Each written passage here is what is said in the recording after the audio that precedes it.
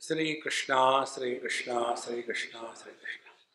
गुरुर्ब्रह्मा गुरुर्विष्णु गुरुर्देवो महेश्वरः गुरु साक्षात् परं ब्रह्म तस्मै श्री गुरवे नमः।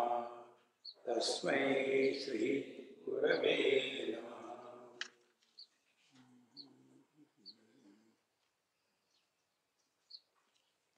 एवं द्वैतासी कुमसो नेदुनी ऐक्यासी विसकुसो सोयधिकेता अतिशो पोखित से।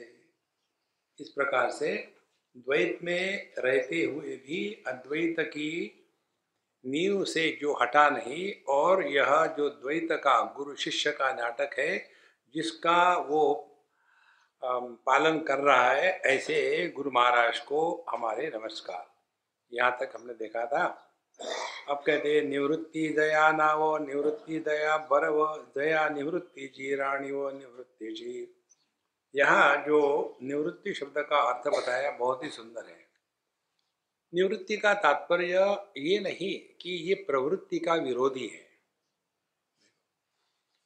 परमात्मा प्रवृत्ति का विरोधी नहीं है। जैसे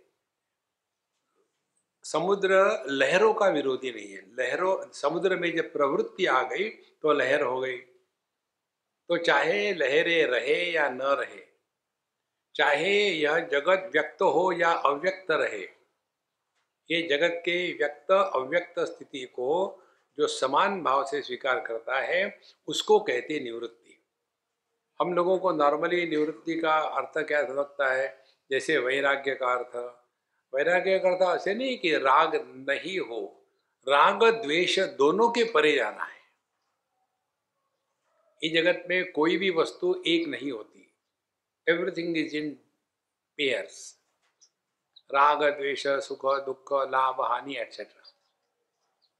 तो वैराग्य या निवृत्ति का तात्पर्य ये नहीं है कि हम प्रवृत्ति को रोक दे, नहीं, प्रवृत्ति में रहेंगे और फिर भी निवृत्ति की हानि नहीं होगी। देखो, यही तीन गुणों के परे जाने की बात भगवान ने कही थी। प्रकाशम च प्रवृत्तिम च मोहमेव च पांडव न द्वेष्टि सम प्रवृत्तानि न निवृत्तानि कांक्षति। चाहे सत्व रजस तमस आए चले जाए, लेकिन हम पर उसका कोई प्रभाव नहीं। और देखो, असल में तो क्या रियली हम पर प्रभाव है? जागृत आके चली जाती है, क्या लाभ हुआ? स्वप्न आके चला गया, क्या लाभ हुआ? सुषुप्ति में क्या हानि हुई? समाधि में क्या हानि हुई? जैसे समुद्र पर लहरों के उठने से समुद्र में कुछ ऐड नहीं होता और लहरें शांत होने से समुद्र की कोई हानि नहीं है, इसी प्रकार से जागृत स्वप्न के द्वारा ना तो हमको कुछ लाभ होना है और सुषुप्ति समाधि के द्वारा ना तो कुछ हानि होनी है। यह जो अपना स्वरूप है ये सहज है, स्वाभाविक है, इसको हमको कुछ करना नहीं है। तो फिर हम परेशान क्यों होते हैं? इसलिए परेशान होते हैं कि हमको कुछ ना कुछ करने का रोग लग गया है। ये करो वो करो, ऐसा करो वैसा करो। इसीलिए निवृत्ति का तात्पर्य यह नहीं है कि किसी का त्याग करना या नहीं करना। तो निवृत्ति दया नाव निवृत्ति दया बरव दया निवृत्ति चीराणी व निवृत्ति जी। इसीलिए इनका जो नाम है निवृत्ति, उसका अर्थ ये मत कर लेना कि निवृत्ति माने जिसने अपने आप को सबसे हटा लिया। नहीं, इसी जगत में रहेंगे, सबके साथ रहेंगे और फिर भी इसके परे रहेंगे। तो निवृत्ति को समझना हो तो एक उदाहरण से समझ सकते हैं। पानी, चाहे समुद्र रहे चाहे लहर रहे, चाहे इनका कार्य कारण का संबंध रहे, पानी इन किसी के भी द्वारा प्रभावित नहीं होता। इतना भी नहीं, ये पानी भी किसी पर प्रभाव नहीं डालता। पानी समुद्र बनने के लिए हिचकिचाता नहीं, मैं नहीं बनूंगा, नहीं। देखो, ये जो स्थिति है कि जिसमें प्रवृत्ति निवृत्ति दोनों का समापन हो गया है, उस स्थिति को कहते हैं गुरु महाराज। और ये होता है केवल अपने ही स्वरूप में और कहीं नहीं। और इसके लिए करना क्या है, अपने स्वरूप के या अनुभूतियों का सूक्ष्मता से चिंतन करना है। जैसे बचपन में हम लोगों को कोई चीज़ चाहिए होती है और वो नहीं मिली तो कितना दुखी है, और मिल गई तो कितना सुखी हो जाते हैं। और वही बालक जब बड़ा हो जाता है तब उसको उसकी समय की याद दिलाओ तो उसको हंसी आती है, यार मैं उस समय इतना बेवकूफ था। नहीं नहीं, it is not a history, अभी भी उतने ही हो, केवल खिलौने बदल गए हैं, उसी के पीछे हम रोए धोए जा रहे हैं। इसलिए वासनी प्रवृत्ति विरोधे का निवृत्ति चिन्नी बोधे आणिजे तैषा दशे निवृत्ति नवे। वासनी प्रवृत्ति विरोधे तैसा निवृत्ति नवे। निवृत्ति का अर्थ हमारे गुरु महाराज का अर्थ ये नहीं है कि ये किसी का विरोध करते हैं। हमने आपको यही बात कई बार बताई, निर्विरोध सत्ता, निर्विशेष सत्ता, इसका यदि अर्थ ग्रहण हो जाता है तो आप केवल अपने स्वरूप में पहुंच जाओगे।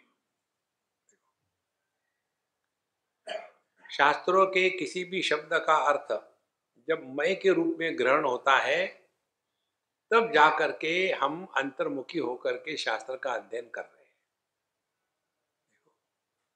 जैसे किसी का नाम हो, समझो अशोक, और किसी ने जोर से कहा अशोक, और फिर कोई दूसरी बात करने लगे, उसको लगेगा कि मेरे ही बारे में बोल रहे हैं, क्योंकि उसके लिए अशोक माने मैं। इसी प्रकार से वासनी प्रवृत्ति विरोधे का निवृत्ति बोधे। ऐसा नहीं है कि जहाँ प्रवृत्ति का अभाव है इसको निवृत्ति कहते हैं, ऐसा नहीं। फिर कैसे है, आणिजे तैषा दशे निवृत्ति नवे, ऐसे नहीं निवृत्ति महाराज। तो जो इस जगत में रहते हैं, इस जगत का सपोर्ट है, आधार है, और फिर भी इस जगत के आने जाने से जिन पर कोई भी प्रभाव नहीं। सदाचार नाम का ग्रंथ है भगवान शंकराचार्य का, उसमें ये विचार आता है। लय विक्षेपयो संधौ मनस्तत्र निरामिषम स संधि साधितो येन स मुक्त नात्र संशय। लय और विक्षेप, लय माने विचार शांत हो गए, विक्षेप माने विचार आ गए। तो ये विचारों का शांत होना, विचारों का आना, इसकी जो संधि है, जॉइंट है, इसमें हमारा मन निर्विषय होता है। मनस्तत्र निरामिषम, कोई भी विषय नहीं होता। यह जो निर्विषय मन की स्थिति है वही अपना स्वरूप है। और इसीलिए विचारों के आने से चैतन्य पर कोई बोझा नहीं, और विचार शांत होने से चैतन्य की कोई हानि नहीं।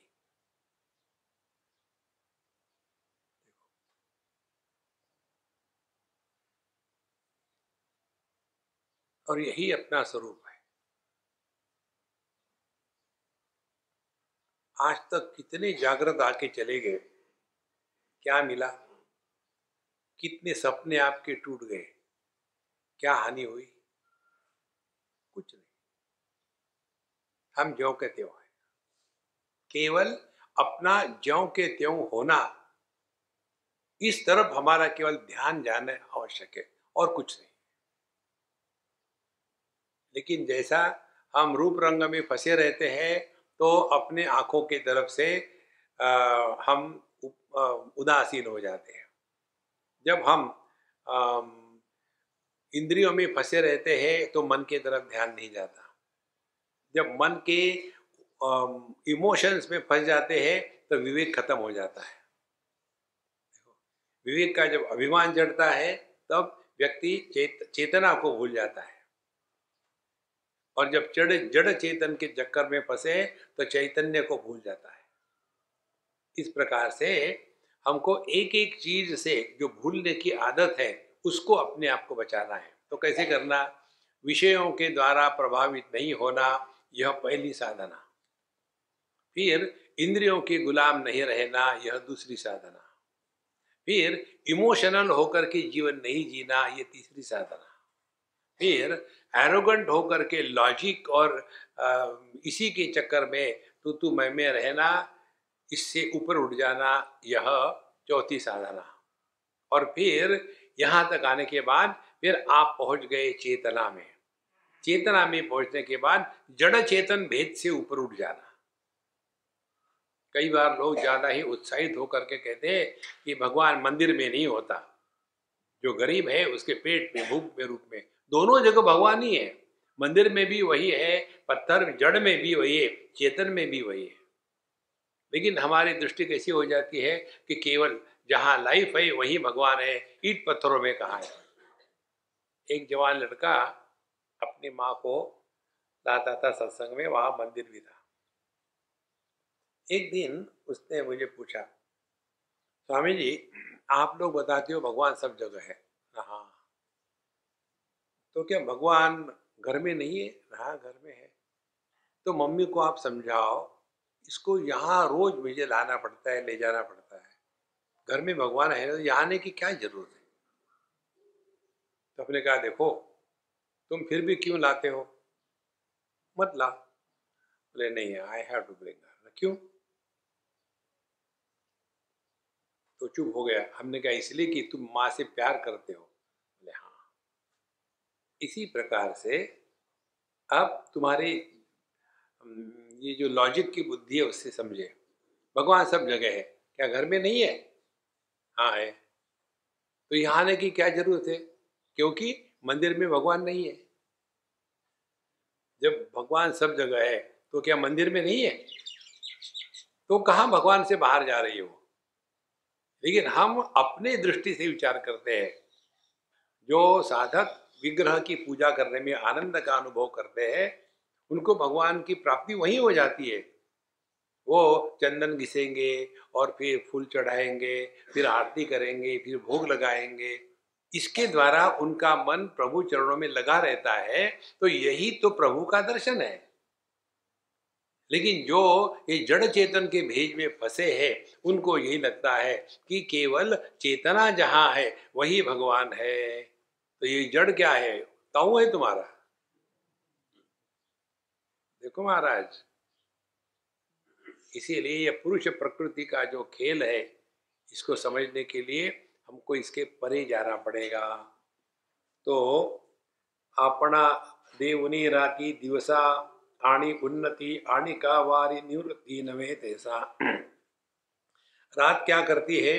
अपना देवनी राती, रात्रि अपने आप का नाश कर लेती है। दिवसा आणी उन्नति, और फिर दिन उगता है।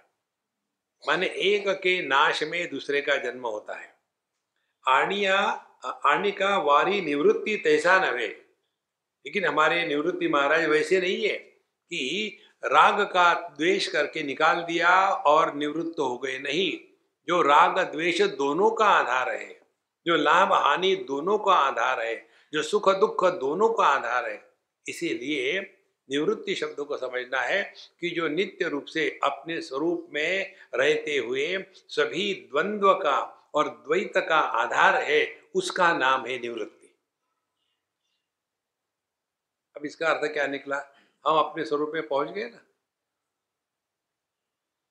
देखो महाराज, इसीलिए इन्होंने अपने गुरु की इतनी सेवा करी, इतना गुरु को महत्व दिया। ये सब करते हुए भी उनकी दृष्टि गुरु एक व्यक्ति के रूप में नहीं थी। देखो एक जगह लिखते हैं, गुरु को आदमी समझना पाप है। गुरु के तरफ इसीलिए गुरु ब्रह्मा गुरु विष्णु गुरु देवो महेश्वरा। एक सज्जन ने हमको कहा, स्वामी जी ये लोग जो कहते हैं ना भगवान का दर्शन हो गया, मुझे नहीं लगता कभी संभव है। कैसे भगवान का दर्शन होगा? हमने कहा बिल्कुल ठीक बात है, नहीं हो सकता। अब उनका हुआ कि नहीं पता नहीं, लेकिन तुमको गारंटी से नहीं होगा।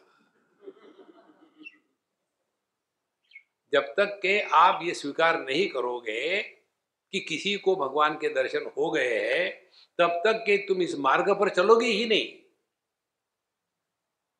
इसीलिए पहले स्वीकृति है, और अज्ञान के क्षेत्र में स्वीकृति के लिए केवल श्रद्धा ही शक्ति है।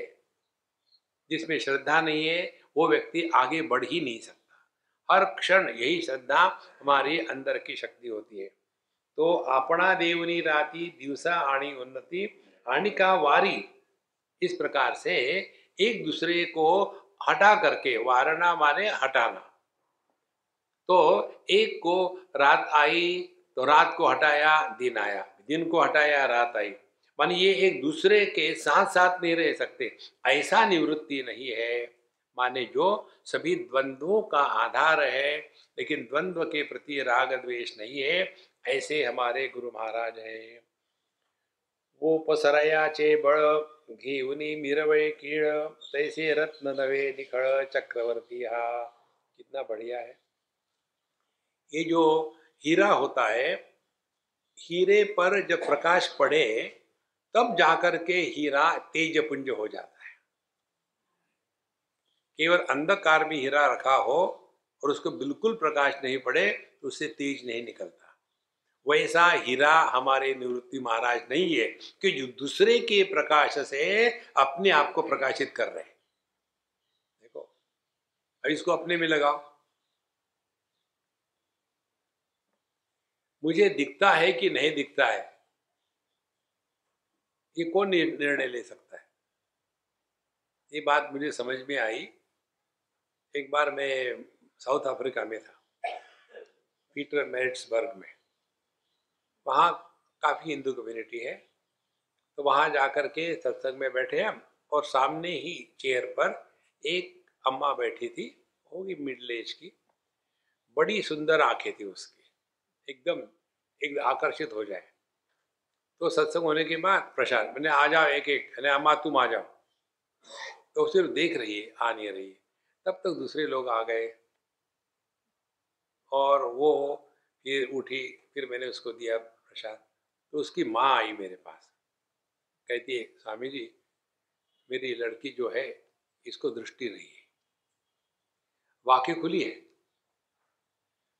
अब उसको दृष्टि नहीं है, ये दूसरे को बताना पड़ेगा कि उसको मालूम है। अपना होना जो है वो किसी पर अवलंबित नहीं है। जैसे हमने खाना खाया और हम किसी को पूछेंगे क्या, एक्सक्यूज मी मेरा पेट भर गया क्या? देखो, जिसमें किसी अन्य प्रमाण की अपेक्षा नहीं होती, यह जो प्रमाण निरपेक्ष अनुभूति है, ये है निवृत्ति महाराज। अब ढूंढो क्या है प्रमाण निरपेक्ष अनुभूति, तो पता चलेगा अपना आपा। Unless you have to take the pension from the government, you don't require a certificate to prove that you are alive. आप चले गए बैंक में, मेरा पैसा दे दो, कौन हो तुम, कहाँ सर्टिफिकेट दिखाओ, तुम जिंदा हो क्या? निकाला जेब से कागज, मुर्दे के जेब से कागज निकाला, हाँ तुम जिंदा हो। अपने होने में किसी की भी प्रमाण की अपेक्षा नहीं है। इस प्रकार से वो सरयाचे बड़ घेवनी मिरवे गिड़, दूसरी का प्रकाश लेकर के ये जो हीरा है अपना सौंदर्य दिखाना चाहता है, तैसे रत्न नवे निकल चक्रवर्ती। वैसे हमारे निवृत्ति महाराज ने चक्रवर्ती है, माने किसी पर भी यह अवलंबित नहीं है। यह आधार निरपेक्ष सत्ता जो है, यह गुरु महाराज है। इस गुरु का प्राकट्य अपने हृदय में जब होता है, तब हमको अपने हर एक अनुभूति से एक मैसेज मिलता है। हमारे जीवन का हर एक अनुभव, हर एक घटना हमको योग्य दिशा में चलाने के लिए निर्मित की जाती है। वो समझने के स्थान पर हम सुखी दुखी होकर के दुनिया में भटकते रहते हैं। देखो, जैसे हम अपने बच्चों में बड़े फंसे हैं और उसी बच्चों के कारण दुखी हो गए, तो क्या होगा? बच्चों के प्रति जो आसक्ति थी वो धीरे धीरे कम हो जाएगी। यही तो शास्त्रों का सिद्धांत है। एक बार मेलबर्न में हमको हमारे रमेश भाई जी मिले, रमेश भाई ओझा। वो कहीं हम लोग गार्डन में थे, वो भी वहाँ आए थे, तो नमस्कार चमत्कार हुआ। बोले स्वामी जी शाम को सत्संग में आइए। जरूर आएंगे। हम अपने बॉस से पूछते आपका बॉस कौन है, तो उनको हमारी भाषा समझ में नहीं आई। आपका बॉस ना, ये मेरे बॉस है, ये मुझे जो कहेंगे वो मैं करता हूँ। मैंने आपका ऑर्गेनाइजर कौन है? अच्छा ऑर्गेनाइजर ये है, आप उसको बॉस कह देना। हाँ, हमारे प्रैक्टिस सिद्धांत बड़े सिंपल है। हमारे कपड़े कोई धोता है बढ़िया है, प्रेस करता है कोई बहुत अच्छा है, खाना कोई बनाता है बहुत अच्छा है, हमारे लिए विचार कोई और करता है बहुत अच्छा है। कितना बोझा खत्म हो गया। तो मुझे इस मेलबर्न में क्या करना है क्या नहीं करना है इसका निर्णय मैं नहीं लेता। ये बताएं स्वामी जी, वहां चला चलो। कोई भी मुझे खाने को बुलाता है ना किसी भी स्थान पर, तो मैं कहता हूँ पहले उनको पूछो, वो कहेंगे उनको मस्का लगा तो मैं आ सकता हूँ, मैं तो नहीं आ सकता हूँ। तो फिर निर्णय हुआ कि हमको शाम को उनके यहाँ जाना है। एक दिन, पहले ही दिन हम गए वहाँ। जाने के बाद हमको एक आसन दिया। बोले स्वामी जी आज कुछ बोलिए आप। हमने कहा भगवान विषय क्या है? बोले रामायण है। मैंने कितना बोलूं, एक बार शुरू होता है तो बंद नहीं होता। तो बोले 5-10 मिनट बोलिए ना। ठीक है। फिर हमने उनको कहा देखो रामायण की कथा आप सबने सुनी और महाराज जी से तो और अच्छी सुनोगे, और मैंने जो सीखा है रामायण से वो आपको बताऊंगा। क्योंकि हमारा जो शास्त्रों का अध्ययन करने का तरीका है उसमें एक ही है, हमने क्या सीखा। हमारे जीवन में हर एक घटना केवल अपने को सीखने के लिए होती है, दूसरे को सिखाने के लिए नहीं।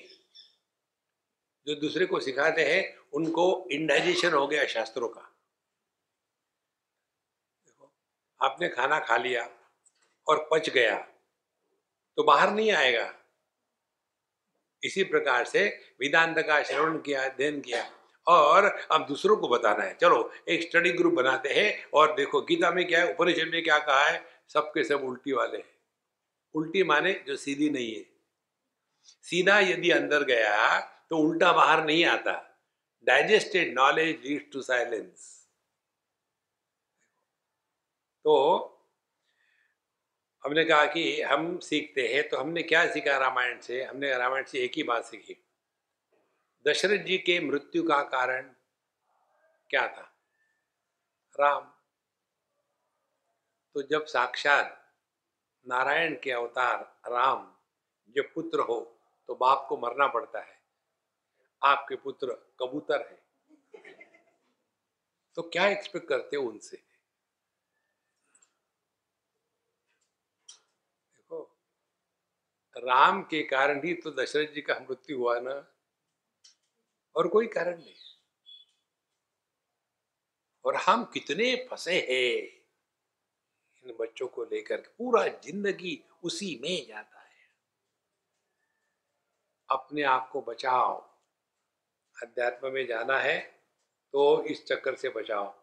गगन ही सूनी पोटी, जय चंद्राची पगड़े पुष्टि, ते चांदने तेने उठी अंग दया चे। देखो, यह चंद्रमा की जो ज्योत्सना है वो संपूर्ण आकाश को एकदम व्याप्त कर देती है।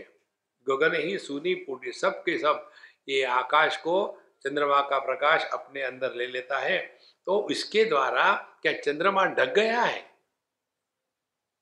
चंद्रमा ज्यों का त्यों है। इसी प्रकार से ये संपूर्ण द्वैत और द्वंद्व का जो नाटक चल रहा है गुरु शिष्य का, ये सब चलते हुए भी हमारे गुरु महाराज निवृत्ति महाराज की जो अपनी स्थिति है उसमें कोई खोट नहीं आई, ये कहने का तात्पर्य है। तो यही तो सौंदर्य है इस शास्त्र का। किसी का विरोध नहीं, लेकिन किसी के द्वारा प्रभाव भी नहीं। ये तभी हो सकता है जब हमारी निष्ठा अधिष्ठान में हो। नहीं तो छोटी मोटी चीजों को लेकर के विक्षेपित होना, फ्रस्ट्रेट होना, कह कह करते रहना, ऐसा क्यों हुआ। लोगों के बच्चे कितने अच्छे होते हैं, एकदम मेरिट में पास होते हैं। मेरा बच्चा देखो ना महाराज 4 बार फेल हो गया, ऐसा क्यों? तो क्या उत्तर दे उसको? फिर हम उनको कहते, इमली के पेड़ को कभी आम लगे हैं क्या अम्मा? स्वामी जी आप कोई बोलते हो तो कुछ समझ में नहीं आता। अब मैं अपने बच्चे की बात कर रही हूँ, आपने इमली कहाँ से ले आया और आम कहाँ से लाया? हमने कहा आपको समझ में नहीं आया, ये मेरे पर भगवान का अनुग्रह है। समझ में आता तो मेरी पिटाई करती आप। एक बात महत्व की समझ लेना, किसी के साथ जीवन में कंपटीशन कभी मत करना। बच्चों को लेकर के, बहू को लेकर के और किसी की तरक्की लेकर के कभी कंपटीशन मत करना। कंपटीशन करनी ही है तो अपने साथ करो। कि पहले मुझे 1 मिनट में 56 बार गुस्सा आता था, अब मुझे 56 मिनट में 1 बार गुस्सा आता है। बहुत बढ़िया है। कॉम्पीट विथ योर सेल्फ, दूसरे के साथ नहीं। दूसरे के साथ कंपटीशन होगी, it will lead to jealousy. देखो, विशेष करके ये माताओं में बहुत होता है। किसी का कुछ अच्छा हुआ, मालूम है कैसा किया है? अरे पूछा किसने तुमको? देखो, इसलिए साधना क्या है? दूसरे की खुशी में खुश हो जाओ, आपको कुछ करना नहीं पड़ेगा। लेकिन खुश होने के स्थान पर जेलसी होती है। इसलिए यहाँ जो कहते हैं, गगनी ही सूनी पोटी जय चंद्रा जी पगड़े पुष्टि ते चांदने तेने उठी अंग दया जी। इसलिए कितना भी चंद्र का प्रकाश हो, उस प्रकाश के द्वारा चंद्रमा ढक नहीं जाता। उसी प्रकार से कितनी भी सृष्टि हो, कितना भी जगत हो, कितने भी शिष्य हो, लेकिन गुरु महाराज अपने ग्लोरी में ज्यों के त्यों रहते हैं। इसीलिए गुरु शिष्य का जो रिश्ता है ना, ये बहुत ही डेंजरस रिश्ता है दोनों के लिए। गुरु के लिए एक सज्जन थे, कोई आने वाले थे, पता नहीं आए क्या। उनको शिष्य बनाने के लिए आना था। मुझे किसी ने कहा था कि स्वामी जी मैं वहाँ आना चाहता हूँ आपके वहाँ कैंप में, और मैं आकर के कुछ शिष्य बनाना चाहता हूँ, तो मैं आ जाऊँ क्या? मैंने कहा आ जाओ, बनावटी मिलेंगे आपको। जब शिष्य बनाएंगे तो बनावटी तो हो गए ना, असली थोड़ी हो गए। फिर यही चक्कर रहता है ये गुरुओं का, बस शिष्य बनाओ, शिष्य बनाओ, आश्रम बनाओ, उसी को लगे रहो। तो तई चांदने तेने उठी अंग दयाचे। तो यह जो जगत है, ये गुरु महाराज की ग्लोरी है, ये इनका विभूति है, उनका आनंद है। आगे कहते, तैसे निवृत्तीपणासी कारण हाची आपणया आपण घेया वया फुलाची जाले ग्राण आपुलच धृती। इनके पास इतने दृष्टांत कहाँ से आते हैं? कल्पना करो, फूल ने स्वयं का सुगंध लिया तो कैसा अनुभव होगा? देखो इसका तात्पर्य क्या निकला, माने भोक्ता और भोग्य जब एक हो जाते हैं तो जो अनुभव है वो हमारे गुरु महाराज है। इसको लगाओ हर जगह में, ज्ञाता और ज्ञान, ज्ञाता और ज्ञेय दोनों एक हो गए तो क्या हो गया? ज्ञान प्रकट हो गया। भोक्ता और भोग्य दोनों एक हो गए तो क्या हो गया? प्रकट, भोग पैदा हो गया। तो हमको क्या समझना है? जिस ज्ञान में ज्ञाता नहीं निर्माण होता वह ज्ञान परमात्मा है। जिस भोग में भोक्ता पैदा नहीं होता वह परमात्मा है। जिस कर्म में कर्ता प्रकट नहीं होता वो परमात्मा है।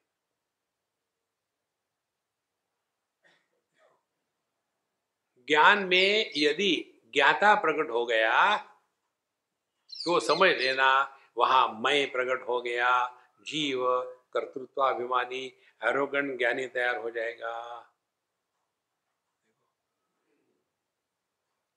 ये ज्ञान का एक दोष आपको बताते हैं। मनुष्य ज्ञान में जब फंसता है ना, तब अपनी बात सिद्ध करने का प्रयत्न करता है। हमने ये बात सीखी 50 साल पहले। उसके बाद हमने ये डिस्कशन आर्गुमेंट करना 100% छोड़ दिया। और इसका मूल है हमारे नारद जी का भक्ति सूत्र, जहाँ वो कहते हैं वादो न अवलंब्य। जीवन में वाद विवाद का कभी भी अवलंबन नहीं लेना। बिना सुने ही हाँ कह दो ना, झंझट खलास। जैसे आज का खाना बहुत बढ़िया है, हो गया खत्म। बिना खाए अच्छा कह दो, चक्कर ही नहीं रहेगा बाद में। तो एक बार एक हमारे मित्र थे, उनकी ये थी पल्प की फैक्ट्री थी, मैंगो पल्प, और बाकी भी फ्रूट्स की थी। तो उनके कोई एक कस्टमर आए थे स्विट्जरलैंड से, और उनको फैक्ट्री देख करके फिर ऑर्डर देनी थी।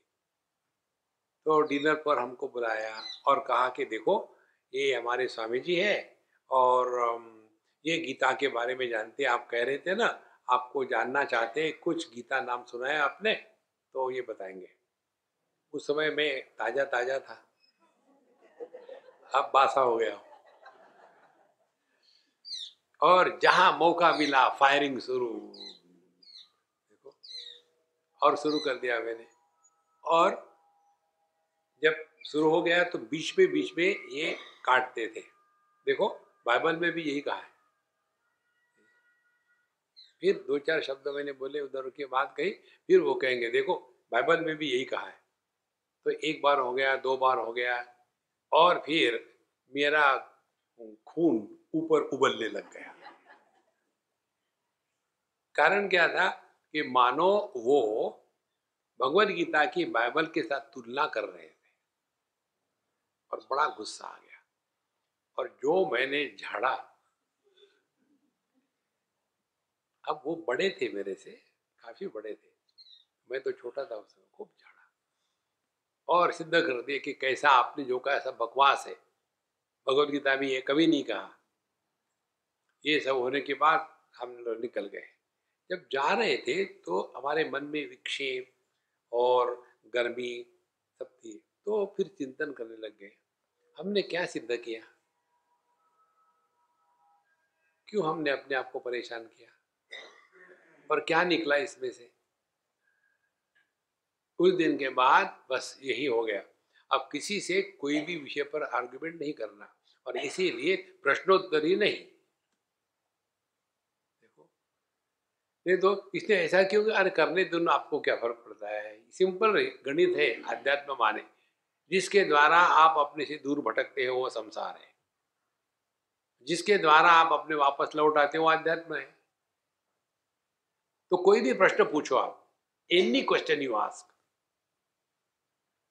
शिव जी का वजन कितना है,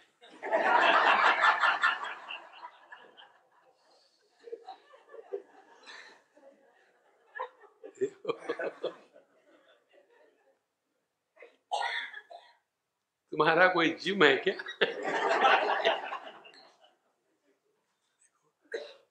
एक मोटा आदमी था और उसका नाप ले रहा था वो डॉक्टर, और काफी मोटा था वो। तो उस मोटे आदमी ने कहा डॉक्टर को, डॉक्टर साहब this obesity runs in our family, this is the problem. तो डॉक्टर ने कहा नहीं, nobody runs in your family.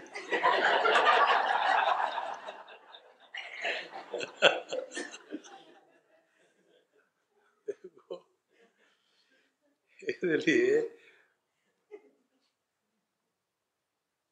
तो जैसे फूल ही अपना सुगंध ले ले, इसी प्रकार से तैसे निवृत्तिपणासी कारण हाची आपण या आपण, ये अपने आप में ही निवृत्त हो गए, माने वही जगत हो गए और वही जगत को अपने आप में मिला लिए। जैसे समुद्र लहर के रूप में प्रकट होता है, फिर उनको अपने में मिला लेता है। जैसे पानी समुद्र और लहरों के रूप में प्रकट होता है, हम भले कहे समुद्र कारण है और लहरें कार्य है, लेकिन पानी के दृष्टि से कार्य कारण मिथ्या, केवल पानी मात्र है। इसीलिए जगत का दर्शन करते समय हम कौन सी दृष्टि से देख रहे हैं? हमारी दृष्टि एकदम नीचे की है। ऐसे एक बार हम एक पेड़ पर बैठे थे, अब आगे मत पूछना, इतना काफी है। और वहां बैठ करके मूंगफली खा रहे थे, तो पेड़ के नीचे एक गांव वाला आ गया। शाम हो गई थी और उसने अपने आप से बोलना शुरू कर दिया, हे भगवान, पता नहीं शाम हो गई, कोई गाड़ी भी नहीं आ रही, मैं कैसे जाऊंगा, थक जाऊंगा, अभी मैं तो बहुत थक गया हूँ। मैं सुन रहा था ऊपर से, तो मैंने आकाशवाणी करी, बेटा कोई फिक्र मत करो, अभी गाड़ी आएगी 1 घंटे में, ऐसी ऐसी गाड़ी होगी। भगवान धन्यवाद धन्यवाद। और गाड़ी वैसी आ गई, वो बैठ के चला गया। अब अपने गांव जाने के बाद वो चुप रहेगा क्या? देखो, मैं उस पेड़ के नीचे था, वहां भगवान की आवाज सुनी कि 1 घंटे में गाड़ी आएगी, गाड़ी का जैसा वर्णन किया था एग्जैक्टली वैसी ही गाड़ी आई। अच्छा, तो वहां तो कोई भगवान बैठे होंगे, चलो। पूरा गांव कस्बा आया ढूंढ ढूंढ करके और हमको नीचे उतारा। और फिर बड़े महात्मा बन गए। देखो, अब देखो क्या हुआ। जो आदमी उस पेड़ के नीचे था, उसके दृष्टि का क्षेत्र सीमित था। समझो वो देख रहा था आम, आधा किलोमीटर के अंतर में, उससे आगे नहीं देख सकता। जो हम पेड़ के ऊपर बैठे थे, हमारा दृष्टि का क्षेत्र विस्तृत था ना। तो जो पेड़ के नीचे वाले के लिए भविष्य काल था, वो पेड़ के ऊपर में बैठने वाले के लिए वर्तमान काल था। हम कहाँ बैठे हैं? इस ऊर्ध्वमूलम अधशाखम अश्वत्थम प्राहुरव्ययम। हम इस देहात्म भाव से बैठे हैं, तो हमारी दृष्टि कहाँ जाती? मैं, मेरी बीबी, मेरे बच्चे, के अरे लगाओ एक। अरे कुछ और भी है दुनिया में। 24 घंटे उसी में फंसे हैं। देखो, उसके बाहर जाने को तैयार नहीं। फिर हे भगवान कुछ करो, कोई ऊपर में बैठा है कोई।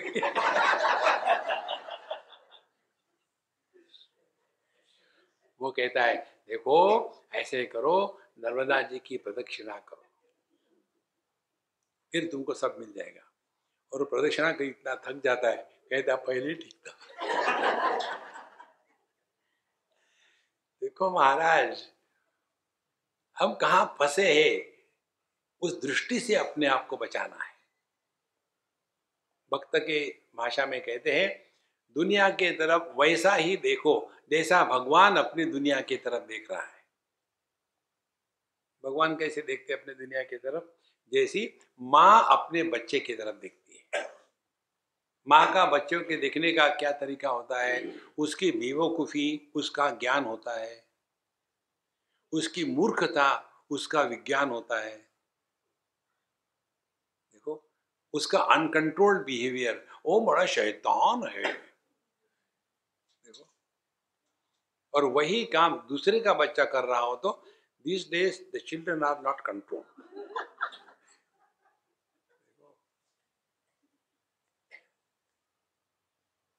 ये जो लोग होते हैं ना, जिनको कुछ खास कहना होता है, वो अपनी मातृभाषा में नहीं कहते, अंग्रेजी में कहेंगे। एक ऐसे ही था पूना का आदमी,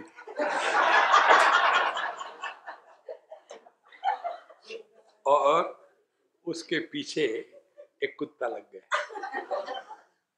अब कुत्ते को हटाना हो तो उसकी भाषा में बोल रहा है हट, लेकिन ये पूना का था, कुत्ते को कहा एक्सक्यूज मी। कुत्ते को कुछ फर्क नहीं पड़ा।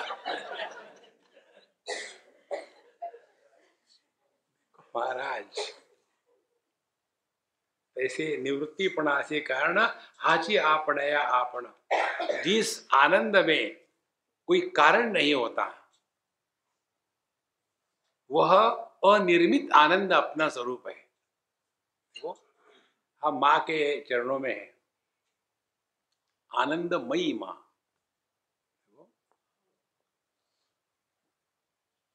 पहले परमानंद, फिर आनंदमय कोश, और फिर विज्ञानमय कोश, फिर मनोमय कोश, प्राणमय और अन्नमय कोश।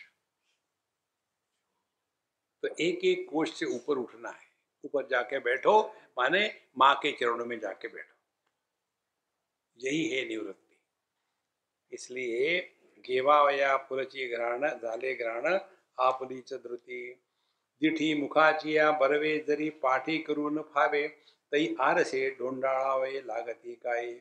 यदि ऐसी कोई बात हो कि आप अपनी आंखों को पीछे मोड़ कर सको, अंदर ही अंदर, तो आप अपने चेहरे को देख पाओगे। यदि ऐसा हो सकता तो कौन जाएगा दर्पण के पास। इसी प्रकार से जिसने अपने आप को पहचानना है उसको दर्पण चाहिए, और वो दर्पण होता है गुरु महाराज का। देखो, और गुरु को हम वही देखते हैं जो हमने चाहा है। जो गुरु है उसको हम नहीं देखते वैसे के वैसे, क्योंकि हम कहाँ फंसे हैं। हम यदि देह में फंसे हैं तो स्त्री पुरुष जवान बूढ़ा, हम यदि अमीर है तो अमीर गरीब। तो जगत का दर्शन हमेशा हमने जो अपने आप को स्वीकार किया है उसके अनुसार होता है।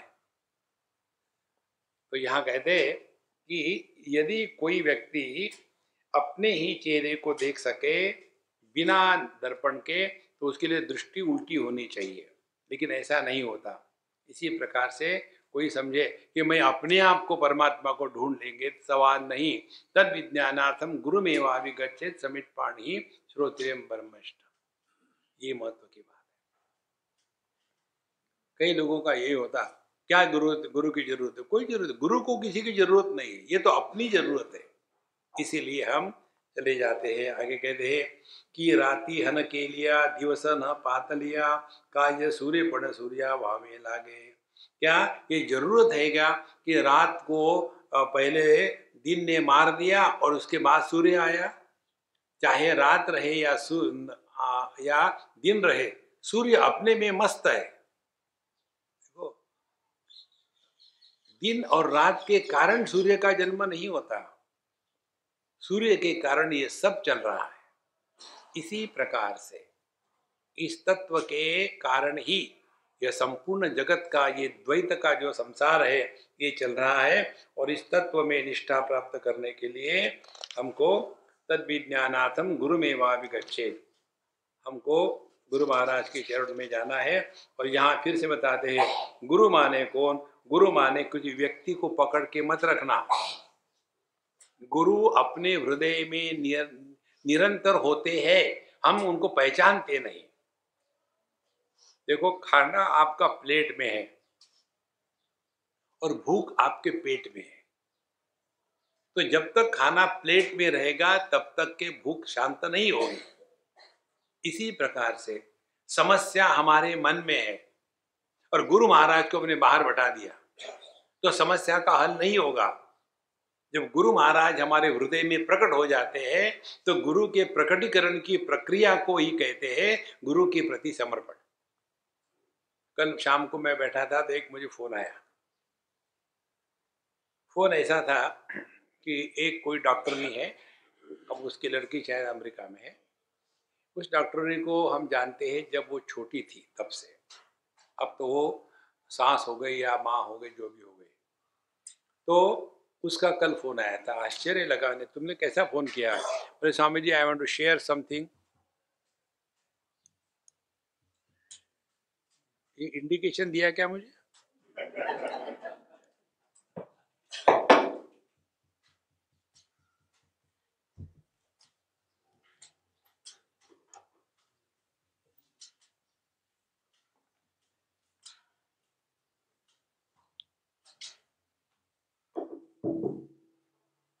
तो उन्होंने ठीक कर यार इसको।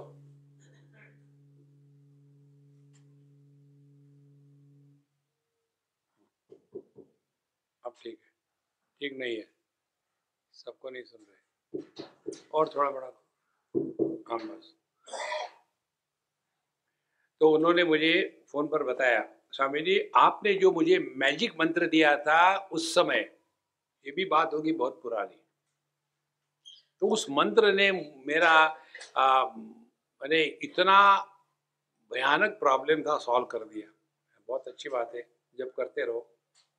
फिर बोले मैं बताऊं, मुझे कुछ बताना है, बताओ। फिर बोले हम सैन होजे में थे और वहाँ हमारी कार पार्क की हुई थी, और जब हम आए शॉपिंग करके तो कार किसी ने तोड़ी और उसमें से सब का सब चुरा के ले गए। अमेरिका में जितनी चोरी होती है उतनी भारत में नहीं होती। तो उसमें बोले मेरे पति का लैपटॉप तो गया ही गया, पासपोर्ट भी चला गया, और हम परेशान, अब क्या करें क्या करें क्या करें। तो बोले मैंने फिर आपको याद किया और आपने जो मंत्र बताया था उसका जप शुरू कर दिया। रात भर परेशान, पुलिस को कंप्लेन करी, लेकिन सैटरडे संडे था, कोई मिल नहीं रहा था, और सब कुछ हुआ। और तो मैं तो रात भर एकदम उसी जप का जप करते रहे करते रहे करते रहे। फिर हमने टिकट भी कैंसिल कर दी अमेरिका इंडिया आने के, उसके इतने ज़्यादा पैसे पड़े, ये सब कुछ हुआ सब कुछ हुआ। फिर ये जो सिंगापुर एयरलाइन वाले हैं, उन्होंने कहा कि इतना आपको पेनल्टी मिलेगा, इतने नई टिकट की कीमत है। तो उसने बताया कि देखो भाई हमारा ये समस्या हो गया था, इसलिए किया था, जानबूझ के नहीं किया। बोले हम नहीं जानते। बोले तुम अपने बॉस को पूछो ना। बोले ठीक है पूछेंगे। वो एलए चले गए। वहाँ उतरने के बाद फिर उनके पास गए, बोले हमने ऐसे ऐसे किया था, कोई मैसेज आया क्या उनका? बोले हाँ आया है। क्या वैसे? अब सब ठीक हो गया, आप पुराने टिकट से चले जाओ। और फिर पासपोर्ट का क्या होगा, यही तो बताना है। बोले बताओ। बोले हमको फोन आया कि आपका पासपोर्ट अमुक अमुक पुलिस स्टेशन में है, वहां से जाके आप ले लो।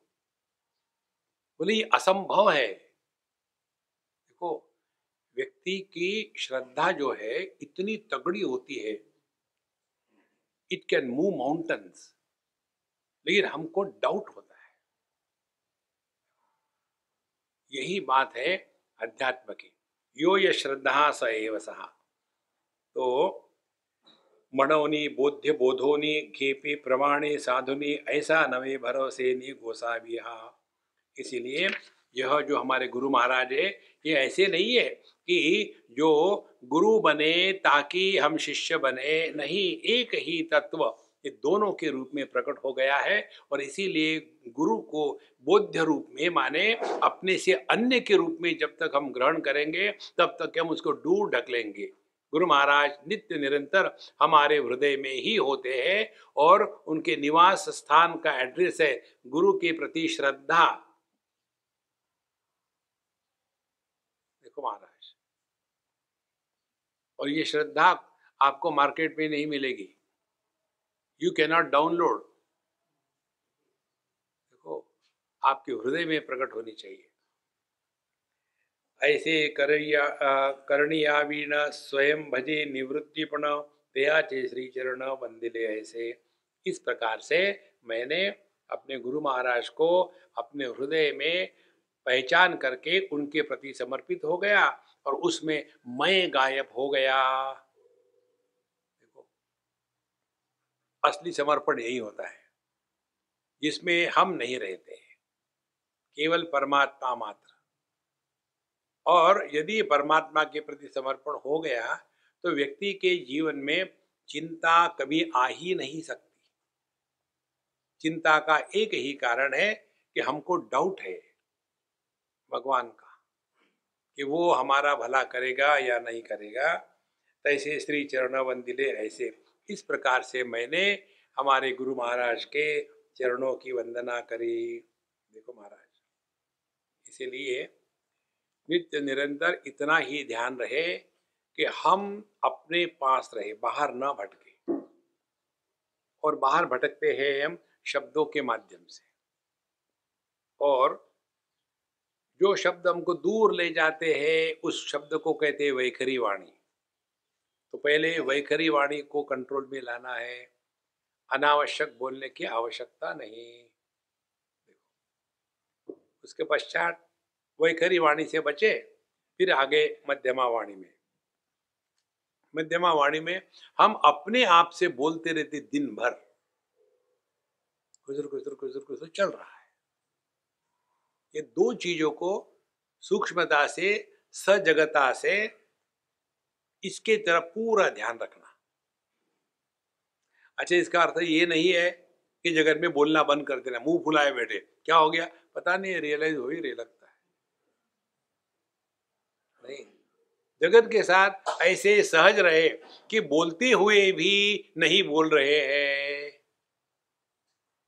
देखो, जो साधु संतों के लक्षण में आता है ना, जो सोते हुए भी नहीं सोता, या निशा सर्वभूतानां तस्याम जागृति संयमी, यस्याम जागृति भूतानि सा निशा पश्यतो मुने है। जो बोलते हुए भी जिसके मौन कभी टूटता नहीं, जो सोता है फिर भी जिसकी समाधि कभी टूटती नहीं, जो चलता है फिर भी जिसका आसन कभी हिलता नहीं, वो होते संत। अन्यथा हम अपने आप को समाज में रहना है तो एबनॉर्मल बन करके ना रहे, विशेषता खत्म कर डाले, निर्विशेष हो करके, तभी जाकर के अपने स्वरूप के पास हम पहुंचेंगे।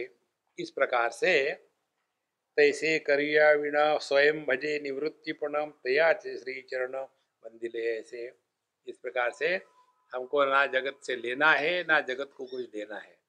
यहाँ जो हम आए हैं इतने लायक बन जाए कि हमारे माध्यम से प्रभु प्रकट हो जाए। भगवान के दर्शन के चक्कर में मत पड़ना। भगवान के दर्शन हुए थे ध्रुव को, और जिंदगी भर परेशान रहा, वो अभी भी परेशान है, ध्रुव लोक में बैठा है, वेट कर रहा है कि ये जो साइकिल है ये कब नष्ट होगी, फिर उसका मोक्ष होगा। उस चक्कर में मत पड़ना। फिर इतने लायक बने कि भगवान हमको चूज करे, वो हमारे माध्यम से प्रकट हो। और ये लायकी क्या है, हम हट जाए, उनको लेट हिम टेक ओवर। ये है अध्यात्म, और ये इसी को कहते हैं निर्विशेष सत्ता। हमको कुछ किसी को सिद्ध नहीं करना, कुछ प्रूव नहीं करना, एक साधारण व्यक्ति होकर के रहे। एक बार एक अम्मा थी अंग्रेज, हम लंदन में थे, और काफ़ी लंबी चौड़ी हमारी जर्नी हो गई, और फिर कुछ उन्होंने गलत रास्ता ले लिया, कैसे भी करके हम चर्च में पहुंच गए। वहाँ हमको गीता पर बोलना था, 1 घंटा लेट। तो हमने सोचा ये अंग्रेज लोग चले गए होंगे, सब के सब वेट कर रहे थे, तो फिर तो बोलना ही है। तो 1-1.5 घंटा बोले, और फिर चाय पानी काफ़ी हो गई, फिर हम जाके डिनर किए, और फिर मैं एक डॉक्यूमेंट्री देख रहा था BBC की। जो अम्मा मुझे लेके आई थी, स्वामी जी आप जाके सो जाओ ना, थक गए होंगे। हमने देखो, मुझे क्या करना है I will decide, not you. नहीं नहीं, ऐसी बात नहीं, आप थक गए होंगे ना। हमने कहा कि हाँ मैं थको या ना थको, मुझे इसको देखना है। मुझे नहीं, मुझे यही कहना है कि आप थकते क्यों नहीं। और मैं तो इतनी थक गई, केवल वहां से यहाँ तक आपको लेके आई, और आप तो इंडिया से आए। मुझे आपके जैसा होना है, इसीलिए मैं पूछ रही हूँ। हमने कहा तुम मेरे जैसा हो ही नहीं सकते। क्यों? दाढ़ी कहाँ? मेरे जैसा होने के लिए दाढ़ी चाहिए। लंबी दाढ़ी हो तो विजडम गारंटीड है, कटी हुई दाढ़ी हो तो विजडम डाउटफुल है, और दाढ़ी हो ही नहीं, गए काम से। बोले स्वामी जी आप तो मजाक ही करते हो, सच सच बताओ। हमने कहा अम्मा तुम्हारी कंडीशन मालूम है क्या है, तुम स्ट्रगल करती हो to prove something to somebody. हमको किसी के सामने कुछ भी सिद्ध नहीं करना है। Be yourself, relax. लोग क्या कहेंगे, कुछ तो लोग कहेंगे। Don't try to prove anything to anybody in this world. और हमको मालूम भी नहीं कौन क्या है, who is looking after us, nobody. लेकिन हमको ऐसे लगता है कि नहीं नहीं ये करेंगे, हम ऐसा करेंगे, लोग क्या कहेंगे, मारो गोली लोगों को, मस्त रहो। और दूसरी महत्व की बात, don't try to justify anything. ये दो बातें, to prove something and to justify something, takes us away from our own self. यही व्यक्तित्व का लक्षण है, जो कुछ ना कुछ सिद्ध करना चाहता है। नहीं हो ठीक है, किसी ने आपको मूर्ख कहा तो आप गुस्सा करो, डोंट अंडर एस्टिमेट मी, मैं बंबई का हूं, महामूर्ख हूं। महाराष्ट्र में सभी चीज महा होती है। महाराष्ट्र आदमी को मूर्ख कहो तो गुस्सा आता है, महामूर्ख कहो तो ठीक लगता है, बेवकूफ कहो तो गुस्सा आता है, महाबेवकूफ को फिर ठीक है। इसलिए महाराष्ट्र, भारत राष्ट्र है और वो महाराष्ट्र है, भारत से भी बड़ा है। नारायण, मुझे वही जाना है कल।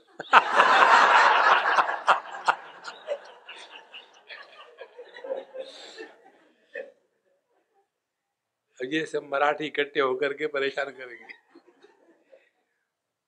आता ज्ञान देव म्हणे, श्री गुरु प्रमाणे येणे, फेडली वाचारुणे चोही वाचांची। इस प्रकार से मैंने गुरु को नमस्कार किया। कैसे नमस्कार किया? अपने आप को मिटा दिया। अपने आप को मिटा देना माने क्या? कहते फेडिली वाचा ऋणे चौही वाचांची। अब यहाँ सूक्ष्म विषय ध्यान से सुनना।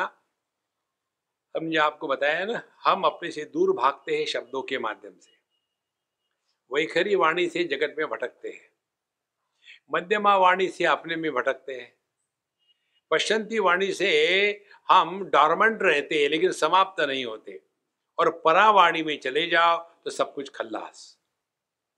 तो ये जो चार वाणियां है, ये चार वाणी यही परमात्मा की अव्यक्त, सूक्ष्म, अव्यक्त, उसके बाद व्यक्त होने के लिए तैयार, फिर सूक्ष्म और स्थूल, ये चार प्रकार की वाणियां इसी तत्व की अभिव्यक्तियां हैं। तो ये चारों वाणी के जो ऋण है, तो चारों वाणी के ऋण कौन से हो गए? वैखरी वाणी का ऋण है जागृत अवस्था, मध्यमा वाणी का ऋण है यह स्वप्नावस्था, सुषुप्ति वाणी का ऋण है पश्चंती अवस्था, समाधि का ऋण है परावाणी। ये सब के हमने ऋण फेर दिया। अब हमको ना तो जागृत अवस्था में कोई हमारे ऊपर ऋण है, ये करना है वो करना है, ऐसे नहीं, कुछ ऋण नहीं, हम क्लास खत्म हो गए। इसीलिए उन्होंने जाकर के 21वें साल में समाधि ले ली, क्योंकि सब काम खत्म हो गया। अब यहाँ रह के क्या करेंगे?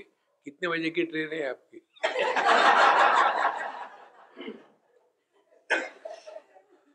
देखो, खल्लास, निकल जाओ।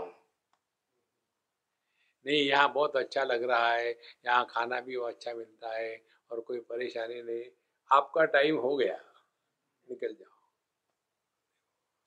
इस प्रकार से ये जो चार वाणी की बात करी है, इसी को लेकर के जो अगला अध्याय है वही इसी को लेकर के प्रार्थ होता है। वाचा ऋण परिहार, माने हमारा ये चार वाणियों में चार प्रकार के कर्जे हैं, ये कर्जे चुकाने हैं। तो कैसे चुकाते हैं कर्जे? हर इच्छा से जब होगा तब लेंगे। ओम पूर्णमदः पूर्णमिदं पूर्णात् पूर्णमुदच्यते पूर्णस्य पूर्णमादाय पूर्णमेवावशिष्यते। ओम शांति शांति शांति।